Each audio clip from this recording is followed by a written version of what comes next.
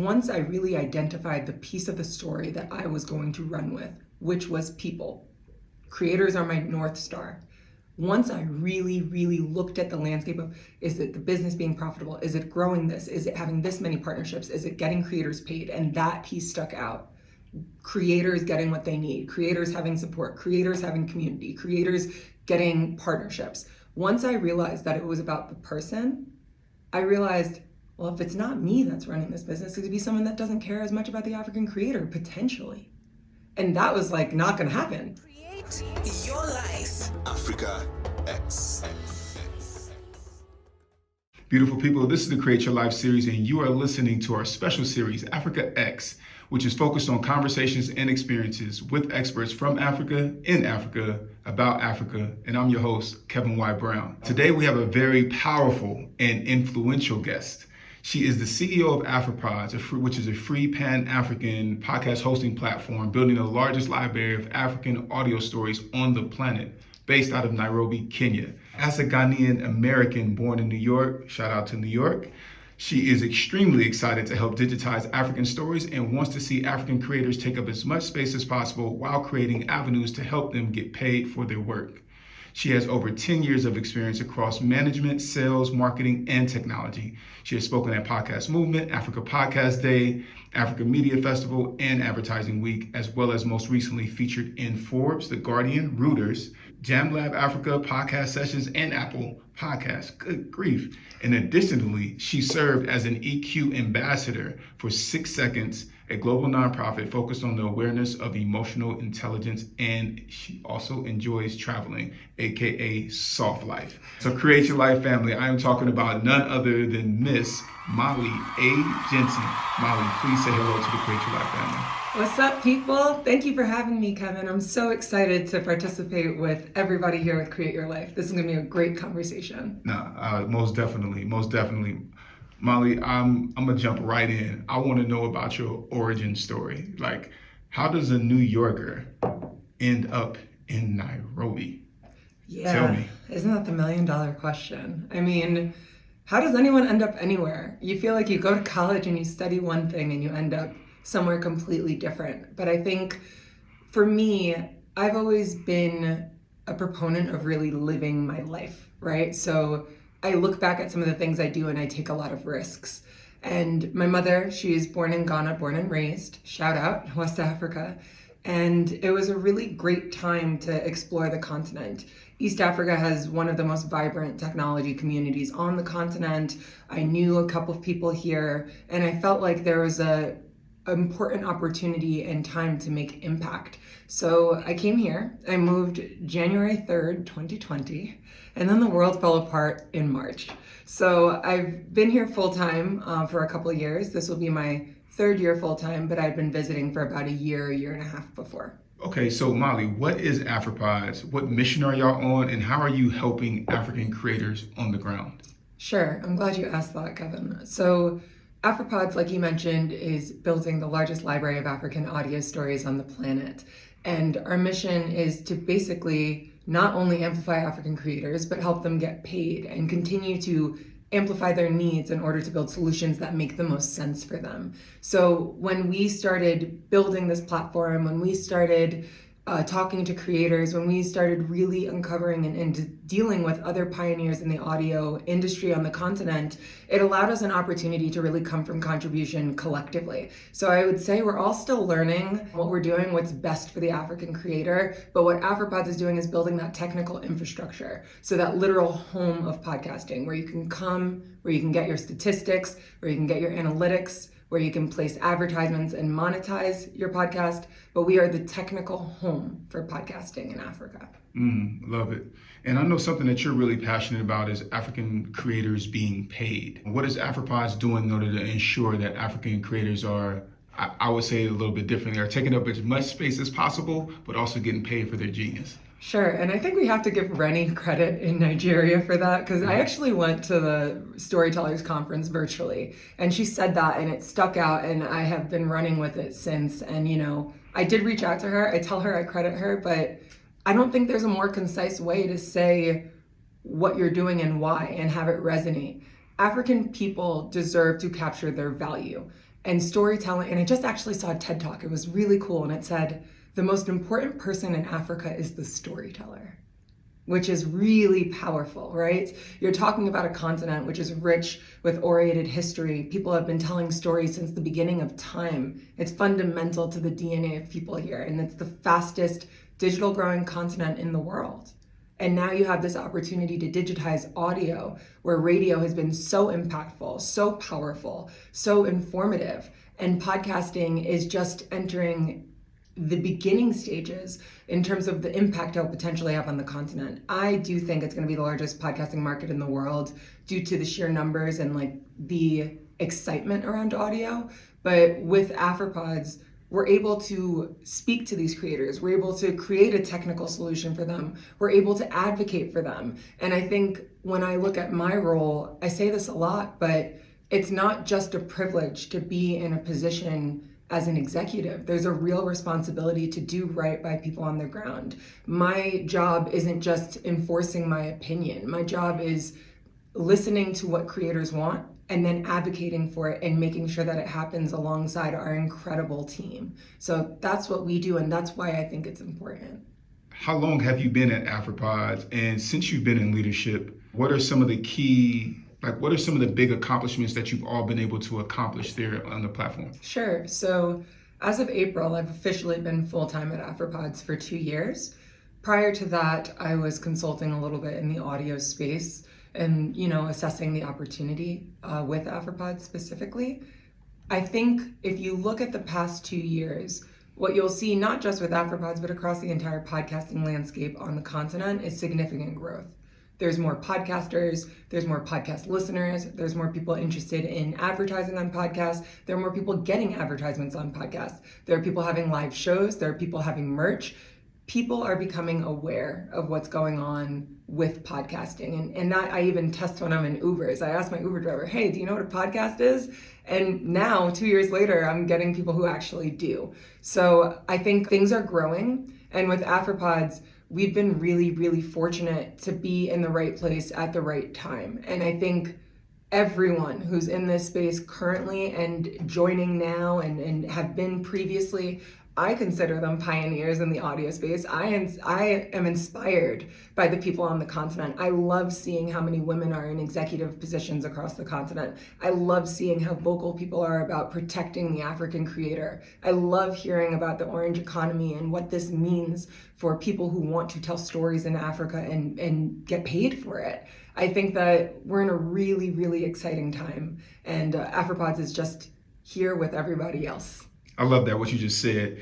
And you talked about other women executives. Something that we've heard even on 2 episodes that we recorded previously was, hey, Molly Jensen is such an advocate for us, right? We heard that from Bidemi from APVA. We heard that from Gathoni, who's also on your staff at Afripods. I'm gonna go ahead and be candid and realistic as well. I'm also on the staff at Afripods. Molly is my CEO, so we work hand in hand daily. And so through observation and other people working in the industry's words, you are someone who encourages others, especially women, to maximize their potential.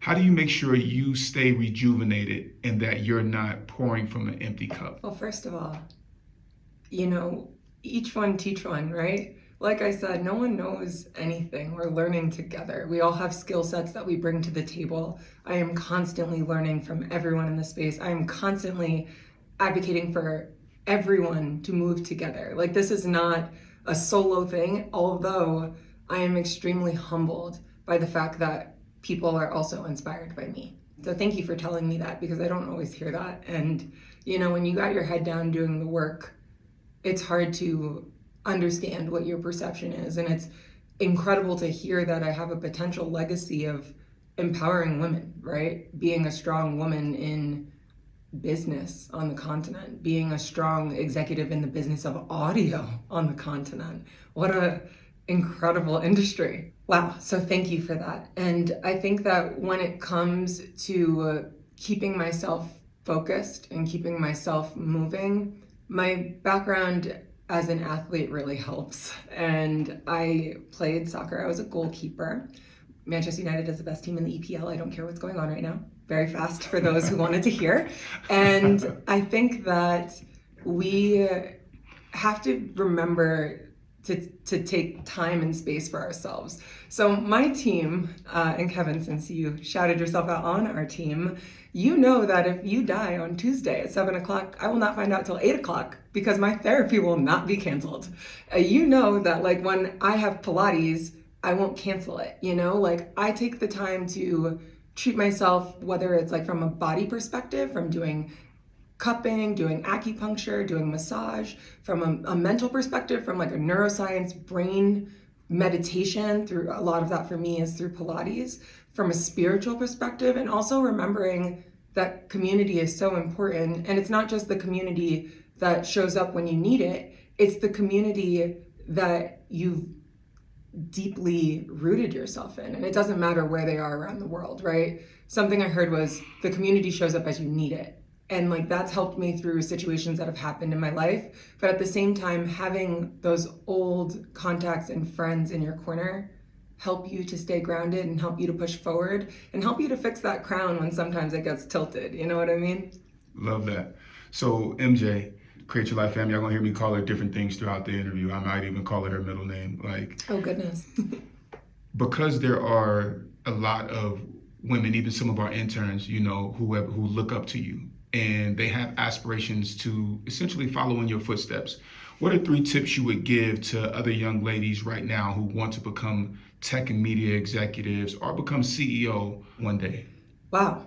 So I think the first thing, and it's something I constantly tell myself, so let me take my own advice, is that sometimes you just have to get in there and learn as you go. We are all building as we drive the car, especially when it comes to younger industries in different markets. For sure, if someone was looking to get into podcasting, sure, it's established in the West in a specific way. But I think that podcasting in Africa could and most likely will look different, which means that no one is an expert. We are all learning. We're all growing together. So I would say get in the game, or get in the arena, or get in the office, or get into wherever you need to get into to get some experience.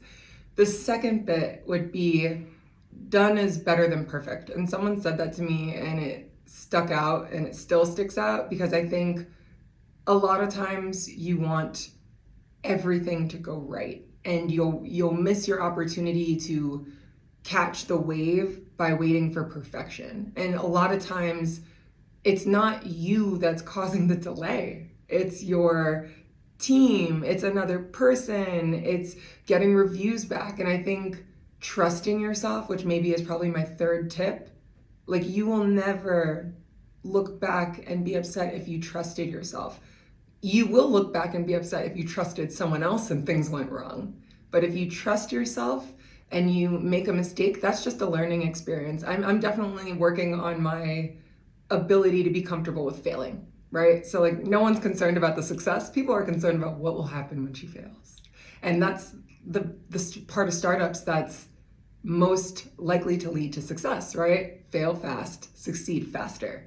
So we're all learning together. We all have to trust ourselves and make sure that, you know, version 1 is not going to be as good as version 10. So just done is better than perfect. Do what you need to do, get it out there, and we move. And we move. I love that. Thank you, MJ, for those tips. So I'm going to revert back a little bit, and I want to ask you, for those who may not be familiar with Afripods. Okay, so Molly, what are some examples of advantages of working with Afripods versus working with other podcasting platforms? Sure. So when it comes to Afripods, you have that human touch, right? So we're also a team of people, primarily, majority-wise, born and raised on the continent. We have a significant footprint in Kenya. We have a footprint in Uganda, Rwanda, Tanzania, Nigeria, Ghana, South Sudan, and most recently Sierra Leone. We are a group of people who care about the creator, specifically in the lens of the podcaster. We are looking to solve problems for them. So for instance, if you reach out on social media, you most likely will engage with Gathoni, who's our community manager. If you have a tech problem and have been looped into our tech team, we can help you directly, person to person. You can always contact myself. You can always contact Kevin. And I think that what makes us different in that regard is that we're people and we're building something that makes sense for the creator here on the continent. Additionally, compared to other hosting platforms, when you log in to Afripods, a lot of it is about that design experience and what you see, right? So the first thing you see when you log into Afripods on your account from a statistics perspective is a map of Africa. And that was something that our team was really, really focused on highlighting, showing that, it's not just you have 3% listeners on the continent of Africa. You might have 2% listeners in Burundi, 1% in Kenya, 2% in Angola, whatever it may be. And that allows you to have a more intense deep dive on your statistics to understand where people are coming from. Additionally, Afripods content can be categorized in up to 50 languages, meaning that the vernacular opportunity or the mother tongue memorialization is done on Afripods, right? So if you want content in Amharic, or you want content in Zulu, or you want content in Twi, we have the opportunity to categorize there. And I think that's really, really cool and different, right? That's something that's unique to the continent. We are a continent of 54 countries, 1,500 plus languages, 1.3 billion people. And there's such a vast richness and diversity to the stories told here. And I think Afripods is doing its part to continue to make searchability and discoverability just a little bit easier, especially for those who are looking to engage and connect with African content. Love that. Thank you, Molly, for that answer. And I want to piggyback a little bit too, because what it sounds like you're saying is we are Africa focused. You could say it more concise than I, clearly. We are definitely Africa focused, and we get real input. Afripods as a platform gets real input from the African creator on the ground in order to create and lead its technical direction. So everything that we do involves the African creator. For you, as a leader of a company in a foreign place, foreign market, how do you go about establishing culture and managing relationships with team members who are consistently working together to make sure that they flow seamlessly? Well, the true answer to that is that I had to get real life experience. I definitely struggled in the beginning, and I think a lot of that is due to different cultural business nuances and norms, right? You don't know what you don't know. And when I first stepped into leadership and was engaging with people who had grown up differently, went to different schools than I did, had different thought processes, and came up with solutions to problems differently than I did, I think what I tried to do initially was just listen and learn. And I think that allowed me the opportunity to then tap into some of this EQ work I did, which made me realize we're all working towards the same thing. We still all have a common goal. There's 100 ways to get to the same answer. And I think people deserve to have space to, express themselves. And as the people specifically on our team got comfortable doing that, I got to learn how to engage with them in a way to get the best results.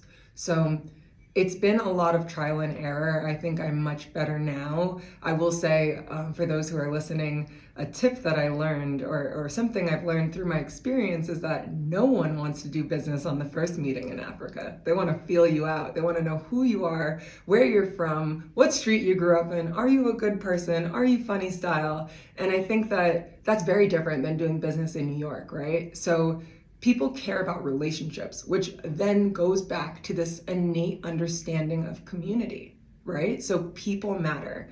And once I really understood that the connecting piece of all of this was people, I was able to lean in on experience and continue to research the best ways to get maximum value out of people. So hopefully that kind of answers your question and not too roundabout of a way. It does, but there's a comment that you always say, work is work.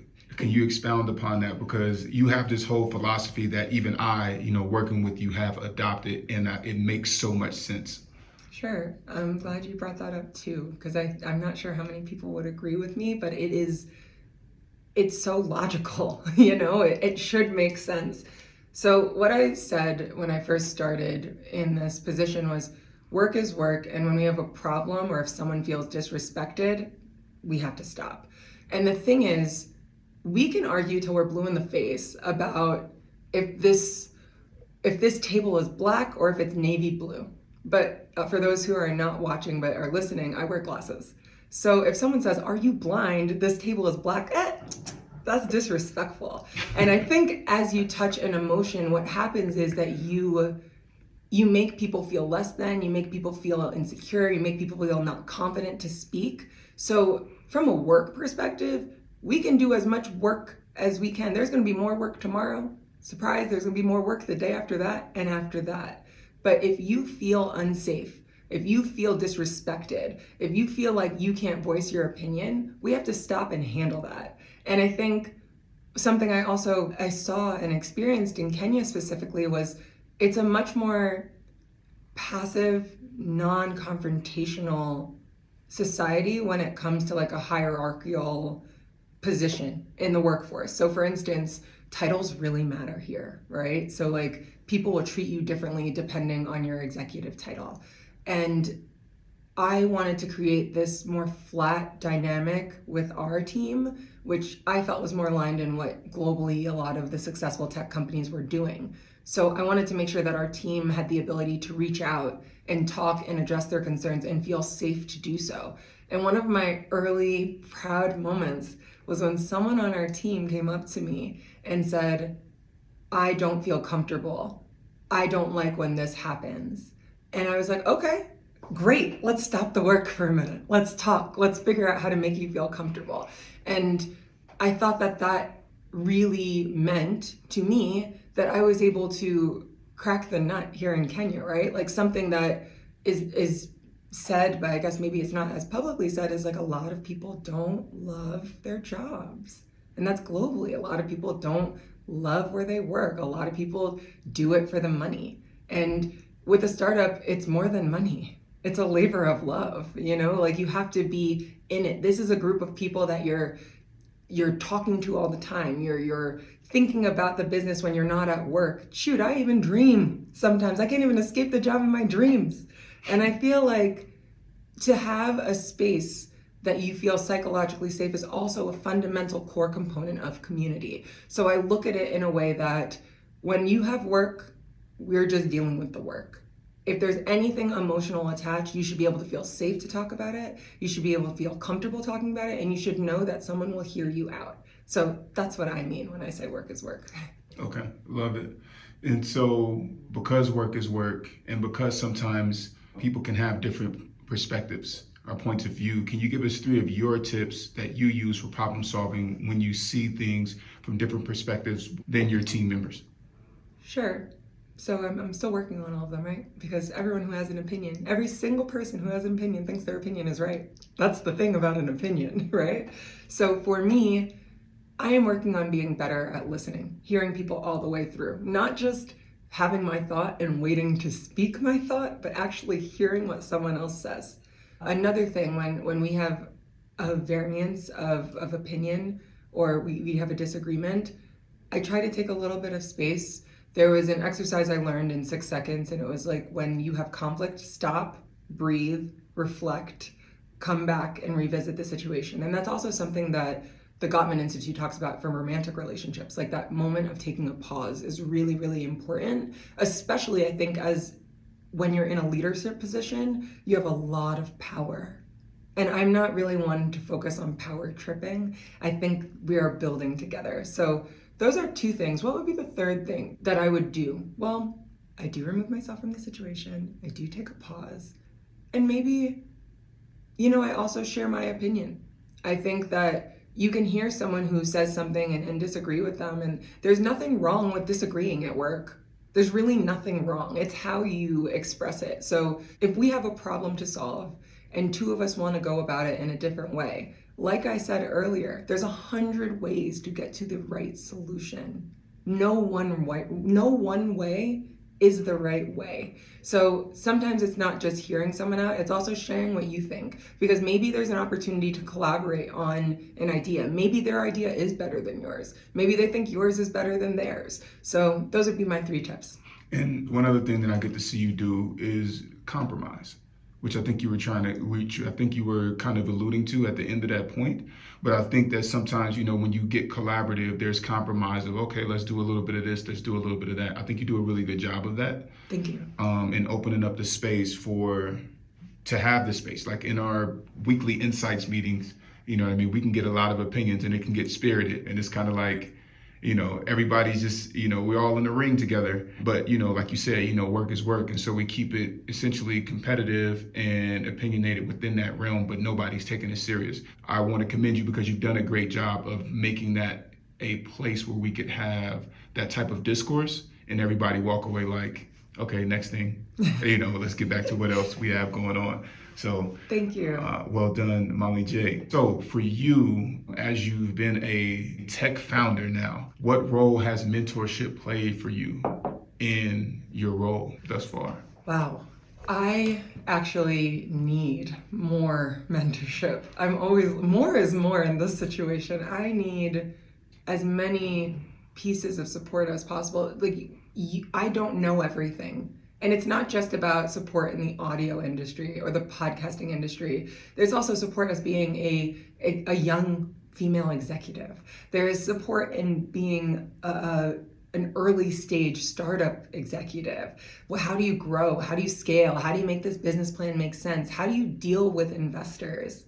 How do you manage a team? How do you keep yourself sane so that you're now responsible for X amount of people's salaries? That's their livelihood. There's so much that I need support on. But in terms of mentorship, I don't think I've really found the strongest business mentors yet. I have a lot of friends, I have a lot of contacts. However, what I've been exploring and talking to a couple people about is actually business coaching. And I think that really would land with me well because of my athletic background. I'm very coachable. If I have a game plan, we can execute it. Even if it's my own game plan, I can move through it. And that allows me to get through very chaotic and destabilizing periods of my life, whether it's work or personal or whatever it may be, in a way that I feel comfortable and confident. So for those listening, I'm still looking for mentors.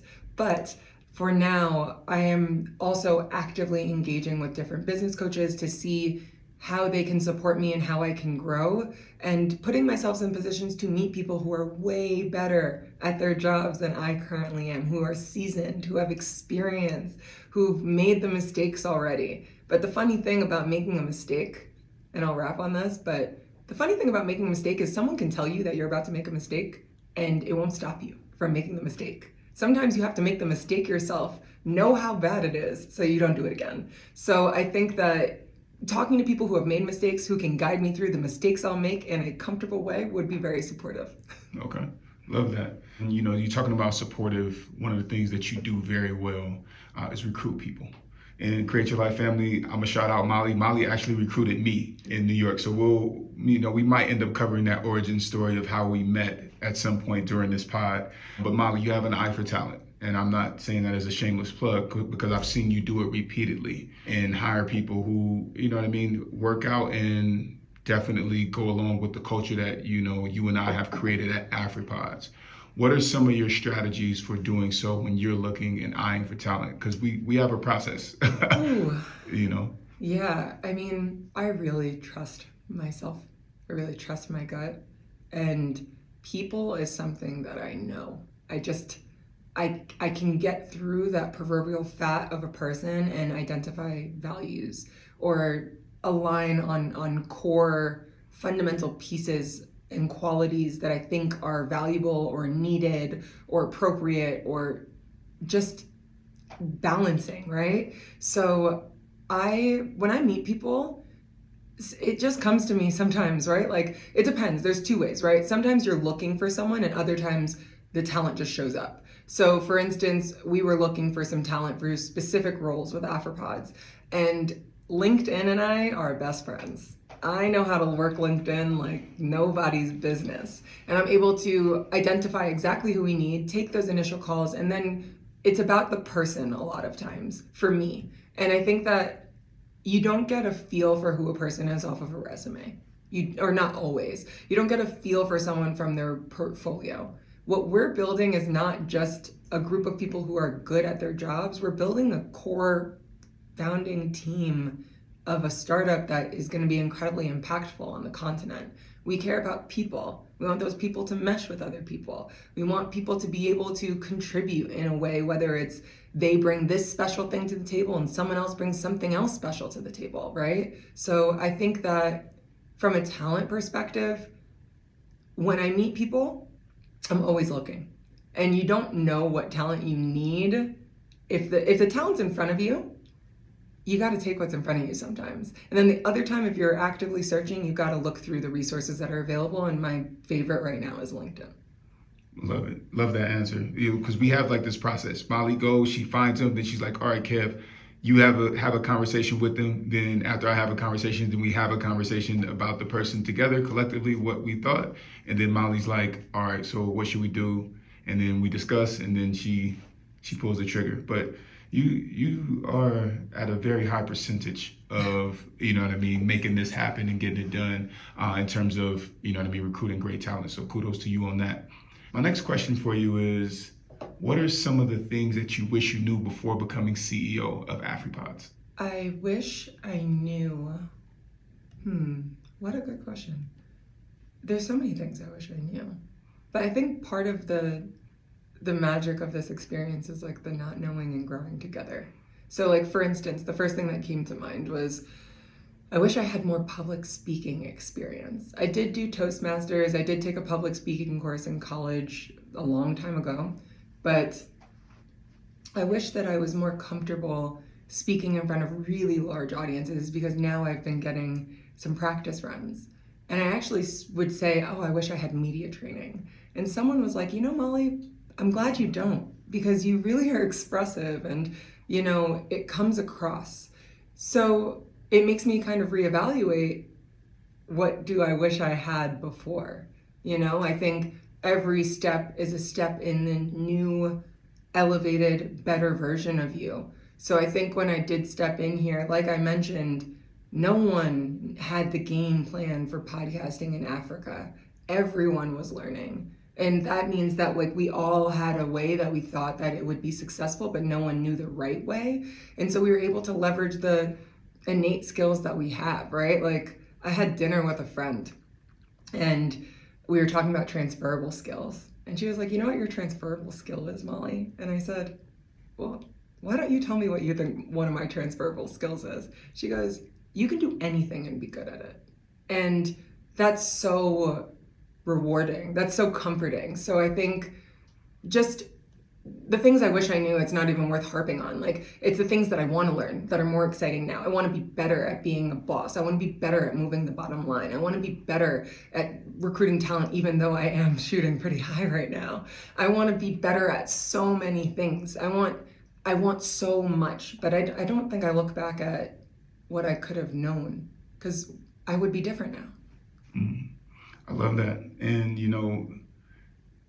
Kanye West said, everything I'm not makes me everything I am. Did he? He did. Okay. And so it's just one of those things where it's like, you know what, you are enough, and what you know and who you were at the time of taking the role was enough in order to bring you to here. But one of the things that I actually really admire about you is you don't know what you don't know, and you're okay with that.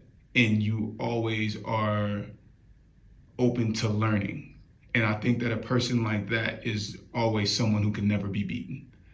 Because Thank you. No, for real. Like I ain't gonna lie. Like we work together hand in hand and have been for the last 2 years. But it's a pleasure because, sometimes you'll be like, yo, Kev, you don't know that.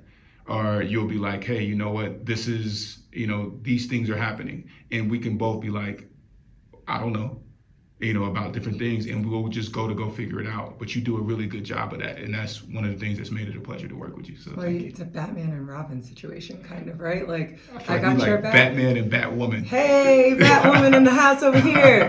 Create your life. We got Batwoman in the building. Hey. No, I think that it's about. My mom is the one who actually really ingrained that in me. So part of my previous Shout out to Ms. Dorothy. Right? My previous professional experience was working in a family business in real estate. And, a client would call and I would try to answer the question. My mom would be like, I don't know is a complete answer. And it's not a bad sentence. And I never felt comfortable being like, I don't know. And someone then said, well, not knowing is not the worst thing in the world. Not knowing is the first step to knowing something. The same way sucking at something is the first step to being good at something. So I think that I appreciate you saying that, because it took a long time to get there. And just because you don't know doesn't mean that someone else doesn't know. And as soon as you find out something you don't know, it's an opportunity to learn. So yeah, we have a lot to learn. We're all discovering it together. Okay, love that. So MJ, I want to switch it up a little bit, and I want to get a little more personal. As we know, being in leadership positions, just existing as a human, everything is not, sunshine and flowers, right? And so for you, how did you deal with the negative feedback, if any, as you were rising and as you are rising? What did you think when you first saw it, heard it? Was it public, private? How did you deal with it? Were you prepared for it? And, how do you push through it? Okay.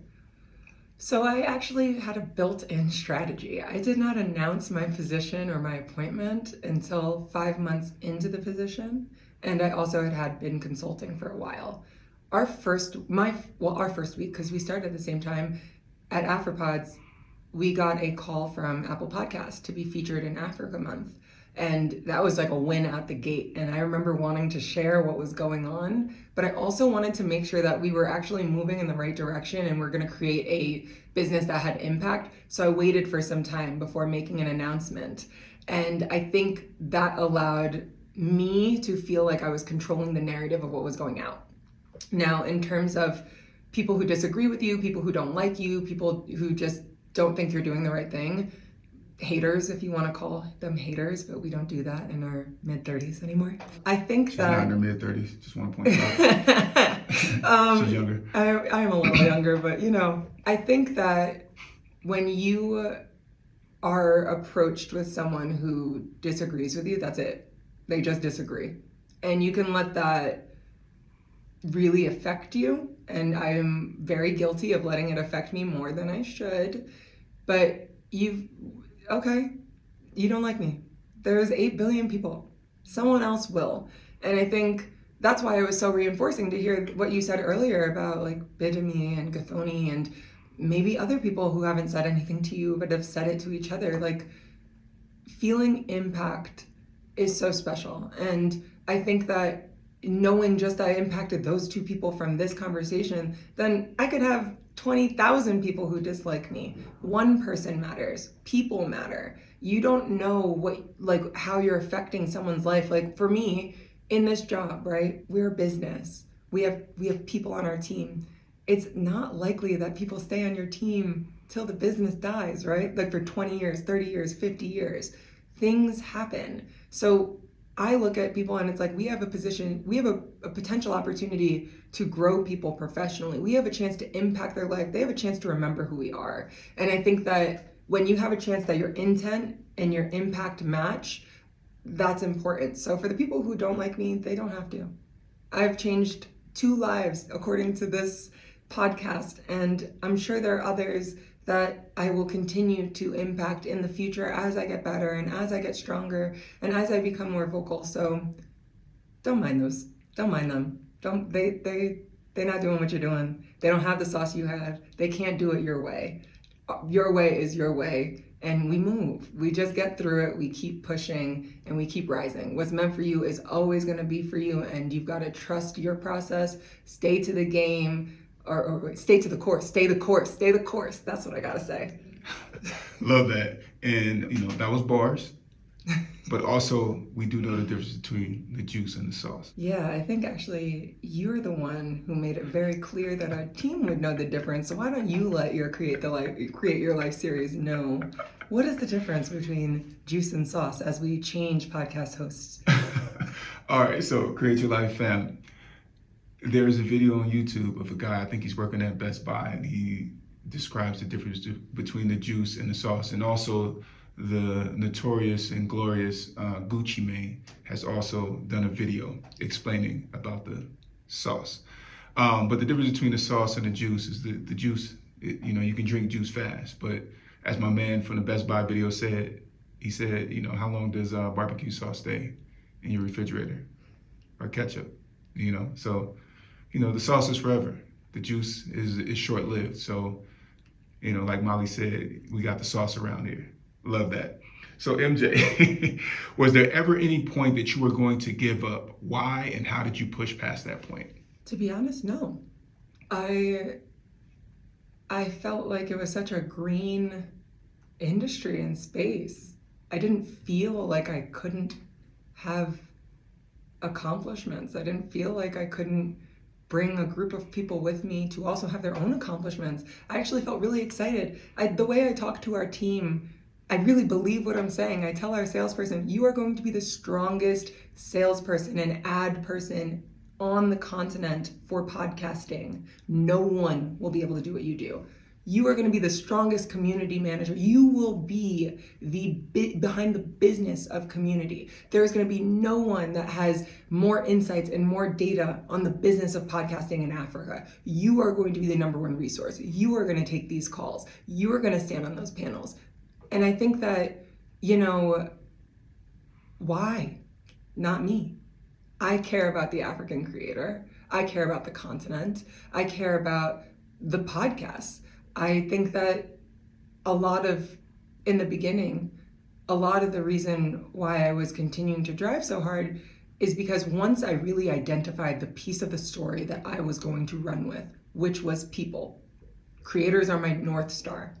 Once I really, really looked at the landscape of, is it the business being profitable? Is it growing this? Is it having this many partnerships? Is it getting creators paid? And that piece stuck out.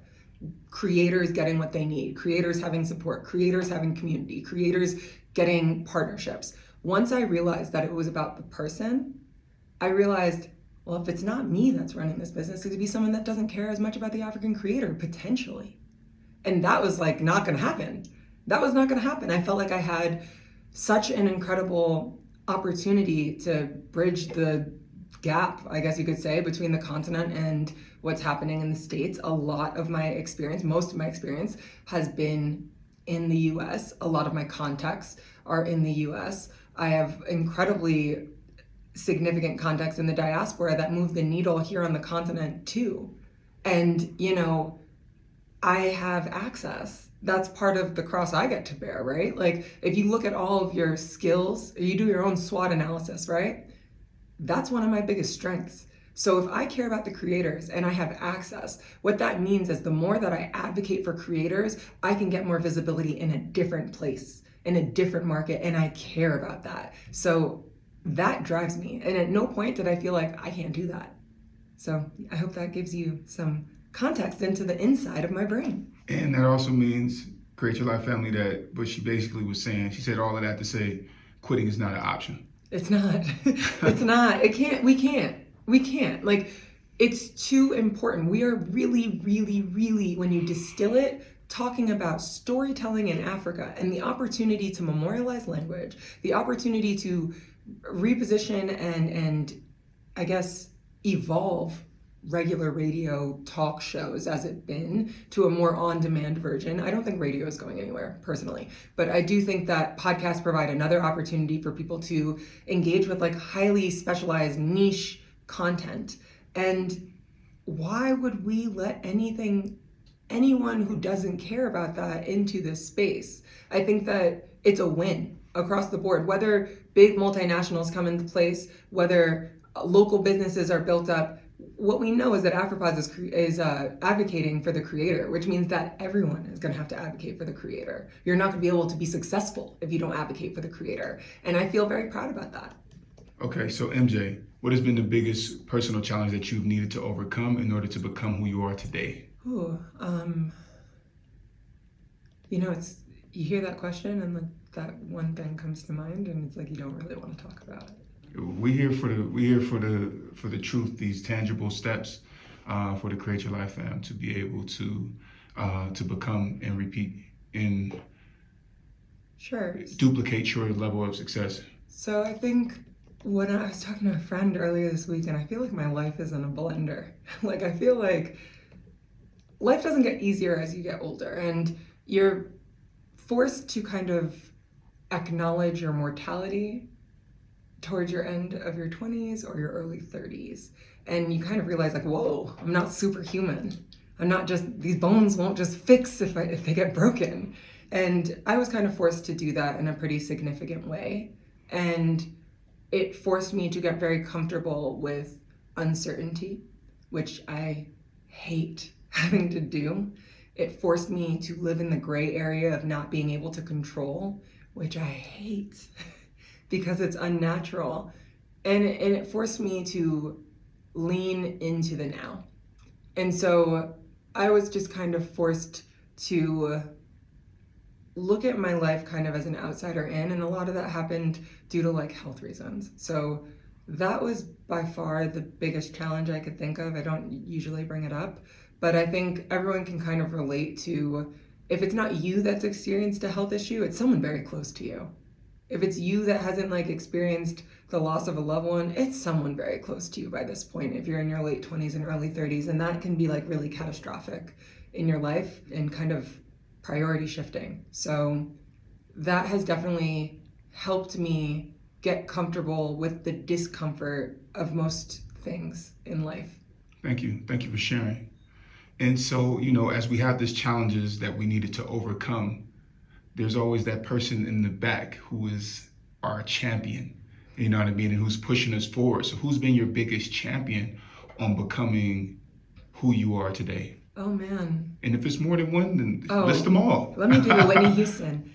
My mom, Sarah, my dad, my sisters. I mean, for those who are not looking on video, there's a very famous Whitney Houston clip where she's at this award show and she's shouting everyone out. But it's everyone. It's the people the people who pray for me, who I don't know who pray for me. It's everyone. There's certainly people that I reach out to who are there for me in the moments of support. Like, for instance, one of my best friend, Sarah, she is a very practical person. She's logical and she's honest. And I need that a lot of times. But then other times I need more inspirational conversation and belief building. And my girl Shatira is great for that. Like, my mom is a steamroller. She gets through things. My dad, he's like sciencey and knowledgeable. And my siblings, they're solid, right? So like, I have a really strong support base. I am one of those people that I believe I want my life to be measured in moments of celebration. I throw a party for everything.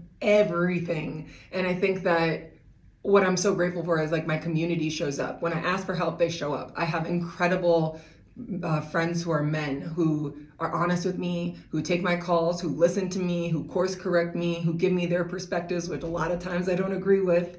And I appreciate that. I have people who are older than me. Like when I lived in Maui, my friends were like in their 50s. I had two really good women friends who were in their 50s. One actually came to Kenya to visit, and I got a totally different perspective from them. I have friends who live in different continents, in different countries, and I feel like sometimes the support you have in one situation is not the support you're going to have in another situation. And I think that it depends on what you need, but you also have to know that you either have to know that you need something or know what you need. You may not know what it is that you need, but if you know that you need something, you can ask for it. And I'm not afraid to ask. I'm not afraid to be exposed. I'm not afraid to be vulnerable. I think there's a lot of power in vulnerability. And I am grateful that the champions that surround me, the ones that I'm thinking of, are not even skimming the surface of the ones that have been there, the ones who are rooting for me, the ones who want me to be successful, the ones who comment on my Instagrams,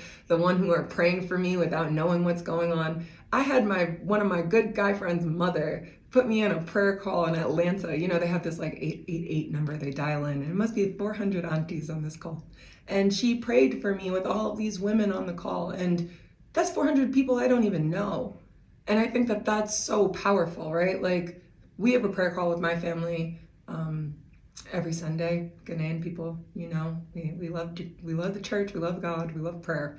And I'm grateful for that too. So like, I would say my family, my friends, my loved ones, strangers, people that I've met, people who I've yet to meet, they're all part of my community. And whether they want to be or not, they're in the game with me. I'm in the net. Some people are on the field. Some people are on the sidelines. Some people are in the stadium, and some people are in the parking lot. So get in, loser. You're coming on the support bandwagon. We're all together. Cool. Love that. MJ, if you weren't doing what you are doing now, what would you be doing? Oh, wow. I don't know. I mean, opportunity is plentiful and abundant. I could be doing anything. Like I said, I'd be good at anything. No, I mean, what would I be doing? If I were to be thinking of like logically what might come up, well, my mother owns a business, so I might be helping her out with that. I think that maybe I would be entering new media. I do like media a lot. I do well with people. I think technology is really interesting, and I think technology has this reputation of providing you like a balance of work and life and amenities, especially like the FANG companies. Like maybe not every tech company has all of those amenities, but I would have loved to kind of aim for something like that, to have more of a work-life balance, or to have support in terms of insurance, or I don't know, activities, mental health days.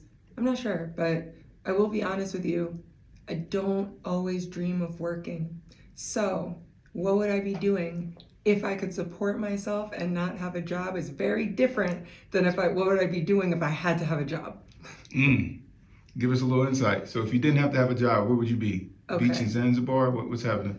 If I didn't have to work to sustain and pay for my life. You know what someone said, and this is like crazy, it's not really true, but it made me laugh.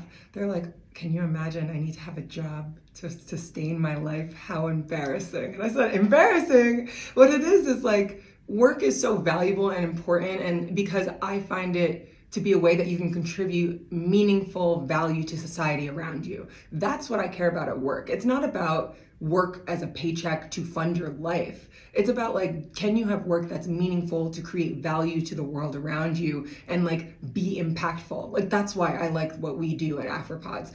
But if I didn't have work in the traditional sense to fund my life, I think that I would definitely have a part-time job, because I think it's very important to like exercise your brain and to think and to analyze things and solve problems. So I think I would work part-time. I'd probably have some sort of philanthropic arm of some sort of charity. Water charities tend to be my charity of choice. And I think, I would be living life. I'd be traveling. I'd be visiting my friends. I would be having once in a lifetime experiences. I'd be celebrating everything. I would be making memories, and I would be eating incredible food with amazing company in beautiful locations, and laughing and working on my brain and neuroscience and doing Pilates still because I love it. So that's what I'd be doing if I didn't have to have a job. That's what I think I'd be doing. Love that. Love that for you. Okay, last question of this section of our conversation. With podcasting growing at such a quick pace, what do you feel the future of podcasting looks like in Kenya and Africa as a whole?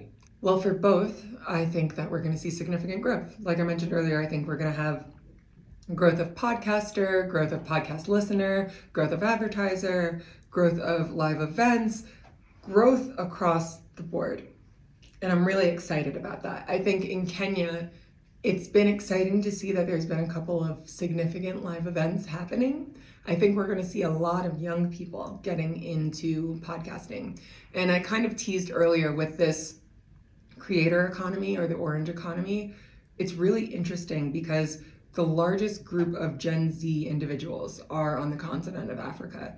And never in our lifetime, really, or in any generation, has there been a moment where you can really, really get paid to be who you are, get paid to love what you do, to create your own platform, not just get paid to be who you are on someone else's established business or show, but you can literally create content yourself and via multiple different platforms become your own celebrity to your own audience in your own right. And I think that means that with the creator economy, you're putting people in a position to get paid to do what they love. And what an incredible thing to be part of new media in that way. So I think that we're going to see a lot of young people stepping into podcasting in Kenya. There's a very successful podcast for Gen Z college kids or just graduated college kids. here, I think they're going to be inspiring a lot of youth. And I think across the continent in Africa, we are going to see people take podcasting seriously, especially advertisers, because they are confident and comfortable with radio as a medium, or have been previously, and are looking for the next way to impact their audiences from a way that will move the needle for their clients. Okay. Molly, this next part of our interview is rapid fire questions. You have 30 seconds to answer each, and they're kind questions. I hope so. So you are about to enter the dolphin tank. Are you ready? If I say no, will it stop? More than likely not. So I They're guess coming. born ready. Let's go. We're diving in head first. Okay, stay ready so you don't have to get ready. Exactly. Okay. First question, what was the last song you listened to in your playlist? Why? I think it was Sade By Your Side, because I heard it recently and it was really nice. Okay, love it. How do you measure or make sure that you're growing each year? I put myself in a position to be held accountable by other people and ask them where I've been messing up. Okay. What was holding you back from creating your best life? Nothing. I have lived my very best life thus far, to my knowledge. Okay. Top tech that you're using to make your business and life run smoothly? Gmail. Love that. Favorite quote or motto that you live by? It's not the juice, it's the sauce. I really reached for that one, Kev. I really did. Favorite or most impactful book that you read? Right now I'm reading Scaling People. It's by the COO of Stripe, and I haven't finished it yet, but I think it might be the most impactful book I've read recently. 3 jewels you would tell someone looking to create the life that they've always wanted? Go after it. You only have one life, and love on everyone hard. What's next for you? Hopefully this Beyonce concert. That's what I think. And how can we keep in contact with you? Sure. Well, you can follow Afripods on all social platforms. It's at Afripods, at AFRIPODS. Or if you're really looking to connect with me personally, my social media is at MJ_Akosua. So it's MJ_AKOSUA, but I'm not that active there. So reach out. I'll check it like in a week and I'll get back to you. Or LinkedIn? Oh gosh, LinkedIn. You'll find me on LinkedIn. So find me, Molly Jensen, JENSEN, at LinkedIn, and I will certainly get back to you there. Okay, love that. Congratulations, Molly Jensen. You have survived the dolphin tank. Ooh, thank God. Thank you. I'm sweating over here for those who are not watching the video. I was very nervous. I did not know what was coming. Okay, Molly, we have reached part of the interview, which is called the turnaround. So you get to ask me any 3 questions that you want to, and I have to answer totally unscripted. I just have one request. Please be gentle.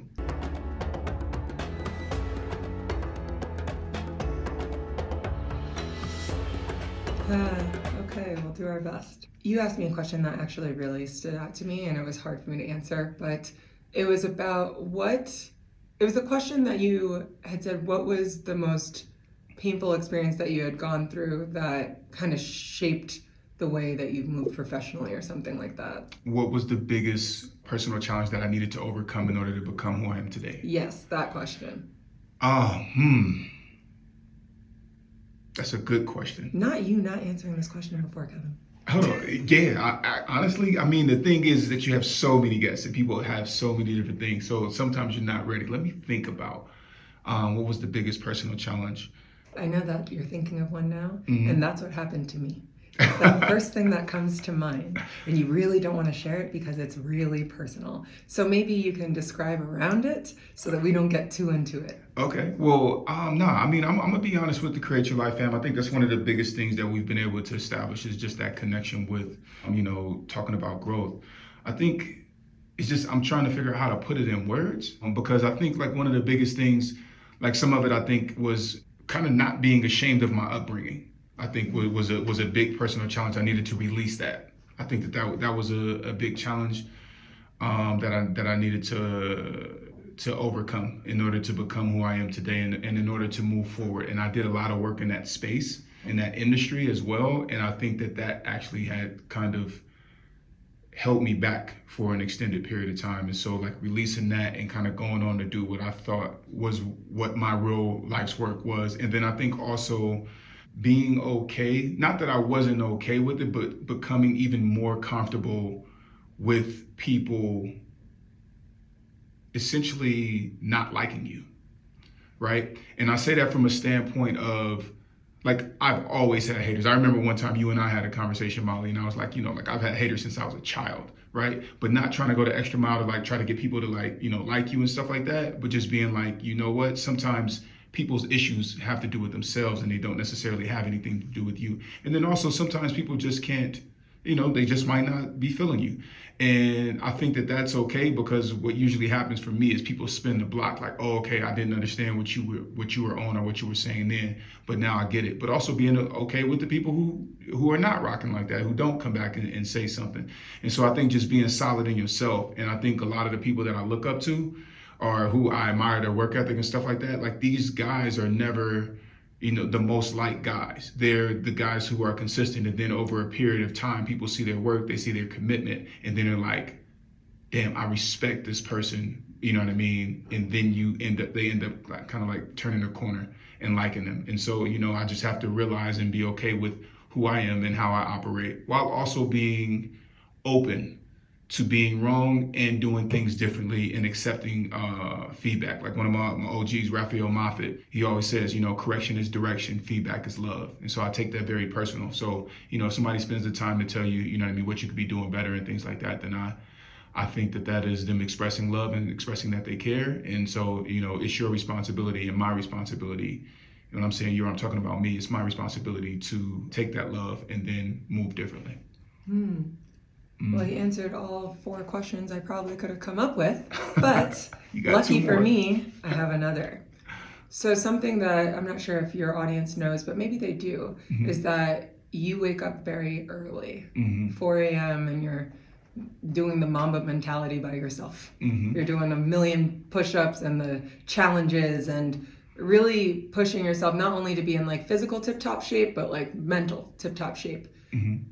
Was there a reason you started doing that, and was it tied to an insecurity? That's a great question, and thank you for asking that. No, so there is a reason why I do it, but it's not tied to an insecurity. So what happened is I used to live in New York, and my landlord is actually 40 years older than me. And it started, I had a vision board, and one day I was like in my early or in my mid 20s, and I was upset with myself about, that I wasn't the things and the people on my vision board. And so I was kind of like in a depressed state. She came and she had a chat with me. She sat me down and she said, look, when you're looking at this vision board, you're looking at the finished product. Nobody talks about the 10 years that people lived in a basement and worked their behind off and did all of the work. And so she gave me a different vantage point on what work ethic means. But then she also gave me a different vantage point on what work ethic looks like on a daily basis. Mind you, this woman is 40 years my senior. She would go to fall asleep working at like 11 o'clock. And I'm talking about Marie Dutton Brown, who is like the godmother of African-American books. She is a living legend. This woman is serious. So when I see like strong female leaders like yourself, Molly, are in power and who are doing amazing things, it reminds me of her, which is why it's so easy to get on board with it for me. But like I said, she would fall asleep 11, 12, working and reading and doing all of these things. She works in a book publishing industry. And she would be up at 5 a.m. and her apartment was above mine. So I could actually hear her on her exercise bike at 5 a.m. Right. And for me, I was trying to figure out, she would always be up. Whenever I would get up, I'd get up at 7, 8, 10 o'clock some days if I was out, hanging out and stuff like that, 12 o'clock. She had been up for hours and hours and hours. And so for me, I was like, you know what, I'm gonna try this, and I'm gonna get up earlier than her. And so at first I just couldn't do it. Then I would work on it, then I could do it for like a day or two. So like over the course of years, I finally got it. And my getting up, so I actually get up at 4:20, and that is because I want to beat her up every morning as a tribute to her greatness and her work ethic. So not from a place of insecurity, but more from a place of admiration and for love of the example of what hard work looks like day in and day out is the reason why I get up every morning early and I'm training my mind and training my body, because I got to see this elder, this amazing Black woman do this consistently, continuously, and her name is Marie Dutton Brown. And she showed me what that work ethic looks like. And then watching her, then also, Kobe Bryant, Floyd Mayweather, different athletes and different successful people, reading all of these bios and things like that on successful people. It's like all of these people are waking up at 4 or 5 o'clock in the morning and are doing these other things. And so for me, it's a matter of, being lock and step with people who are legendary and who are doing great things and having a great impact. So that's what has driven me there to that. I love that. And I think that we're going to have to give you another middle name. So the Kevin Y. Brown. Wow. You could have greatness in the middle too. Something. We'll figure it out. My last question is a little lighter. Okay. If you were to look, maybe it's not lighter. Let's just be honest. Just go. Roll with it, NJ. If you were to look back at your life, at the very end of your life, what do you think would make you feel like it was successful or worth it? Like if you really had to distill, what do you want to get out of this life at the end of it? What do you think, like, what will matter to you the most? What do you think that's going to be? It's a good question. What do I think will matter the most to me at the end of life? I think I probably need to spend some more time thinking about that.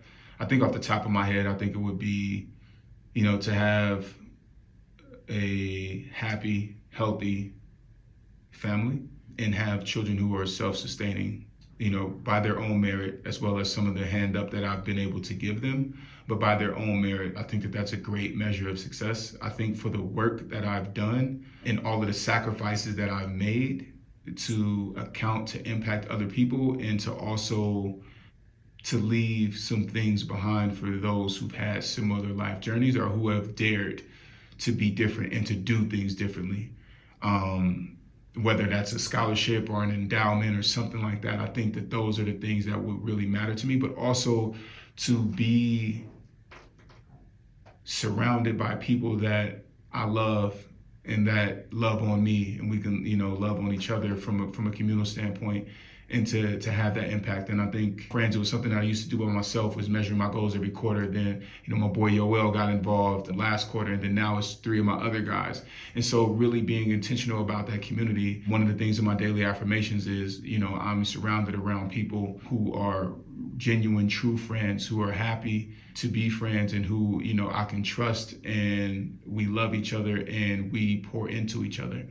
So I think at the end of the day, at the end of the life, that being able to have those things, I think I would call it a pretty successful journey. And of course, having some fun in between. I don't have much fun. Well, that's a lie, but just being happy, man. I think, at the end, to look back and say, yeah, I had a great impact, but I was also happy and I was surrounded around people who love me and I love. I think is what it would be. Well, thanks, Kev. I'm going to pass it back to you as the host extraordinaire. Thank you, MJ. Well, Molly, man, it's been a pleasure to have you on the show. I want to say thank you so much for taking the time on this beautiful day. You're always a pleasure to talk to. And so thank you for being a guest on the Create Your Life series. Thank you for having me. It's been a pleasure, and I cannot wait to engage with your audience more. So thank you for having me. Awesome sauce. So, Create Your Life family, thank you so much for listening to this episode of the Create Your Life series. If you like what you heard, please give us a 5-star review and subscribe to the show wherever you listen to your podcast, and share it with everyone you know. Please email all questions, suggestions, and compliments to info@cylseries.com. The Create Your Life series is executive produced by myself, Kevin Y. Brown, and produced by the Podcast Laundry Production Company. And this episode has been recorded at Kofisi Studios in Nairobi, Kenya. So until next time, create your life and feed your ambition.